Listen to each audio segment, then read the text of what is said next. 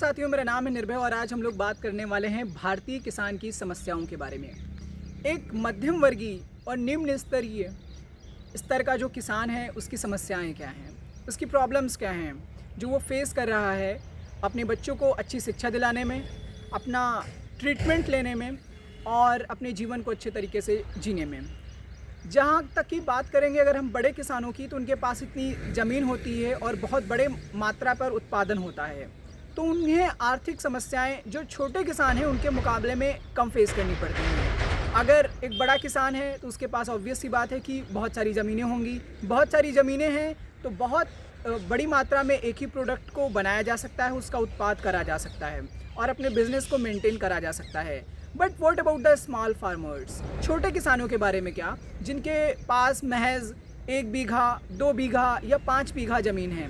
ऐसी परिस्थितियों में अपना घर चलाना और अपने पारिवारिक जिम्मेदारियों को निभाना बहुत मुश्किल पड़ जाता है।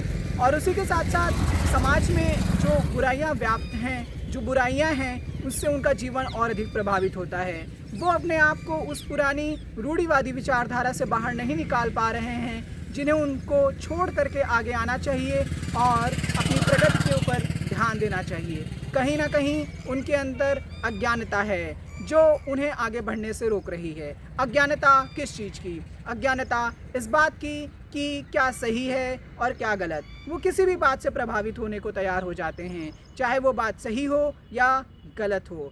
ऐसा कई मामलों में देखा गया है कि कोई आता है और एक ओजस्वी भाषण देता है, उससे हमारे किसान भाई प्रभावित होते हैं और जो फैसला उन्हें नहीं करना चाहिए था वो फैसला वो ले डालते हैं और उनके पक्ष में जाकर के खड़े हो जाते हैं और कहीं ना कहीं उनके जीवन को फिर वो चीज़ें प्रभावित करती हैं। तो इसका सिंपल सा सल्यूशन ये है कि दैट जो हमारे स्मॉल फार्मर्स हैं, जो हमारे छोटे किसान भाई हैं, उनके लिए एग्रीकल्चरल इंस्टीट्यूट ओपन करे जाएं, जो कि हर एक शहर में हो, हर एक गांव के नज़दीक हो, जहां पर सिर्फ प्रोफेशनल स्टडीज़ ना हो, जहां पर उन्हें रबी, खरीफ, जायद, केमिकल फर्टिलाइज़र्स के बारे में ना बताया जाए, ना पढ़ाया जाए, बल्कि उन्हें बताया जाए हमारे देश के इतिहास के बारे में, जहां उन्हें बताया जाए कि कैसे कोई छोटा फार्मर आया, एक छोटे स्तर का किसान आता है, वो अपने बिजनेस में इन्वेस्ट करता है और एक बहुत अच्छा जीवन जीना शुरू कर देता है। उन्हें ऐसे पाथ, ऐसे रास्ते दिखाए जाएं जिस पर चल करके वो अपना जीवन अच्छा कर सकें, अपने बच्चों का जीवन अच्छा कर सकें और अपनी ज़िंदगी खूबसूरत तरीके से जी सकें। तो कैसा लगा मेरा आप सभी को सुझाव, आप लोग कमेंट सेक्शन में बताइएगा। और ऐसे ही विचारधारा के लिए, ऐसे ही विचारों के लिए और नई नई चीज़ों और नई नई बातों को जानने के लिए मुझे सब्सक्राइब कर दें और हमसे जुड़े रहें। तब तक के लिए शुक्रिया।